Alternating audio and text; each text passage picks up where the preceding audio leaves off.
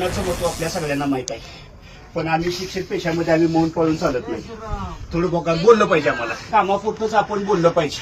जर आपण प्रमाणापेक्षा जास्त बोललं तर त्याचं वाईट परिणाम होतात. त्यासाठी एक तुम्हाला बोध कथा सांगतो. तुम्हाला बसायचं नाही, बसायचं नाही, बोलून बोलतो. बोलू. हा हांडे पाटील त्याला कहाणीचा हा आस्वाद घ्यायचा. कदम साहेबांना विनंती की त्यांनी विचार पुष्पाचं हे भाषण करावं. ठीक आहे. मौनाचं महत्व आपल्या सगळ्यांना माहित आहे, पण आम्ही शिक्षक पेशामध्ये आम्ही मौन पाळून चालत नाही. थोडं बघा बोललं पाहिजे आम्हाला. आणि मग आपण जे काम सांगितलेलं आहे जे काम आपण सांगितलेलं आहे त्या कामापुरतंच आपण बोललं पाहिजे.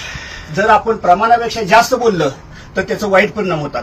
आपल्याला ज्या कामासाठी पाठवलंय त्या कामापुरतंच बोलायचं. आपण फापट पसारा जर लावला तर त्याचा फायदा होत नाही. त्यासाठी एक तुम्हाला बोध कथा सांगतो. एक शेतकरी असतो,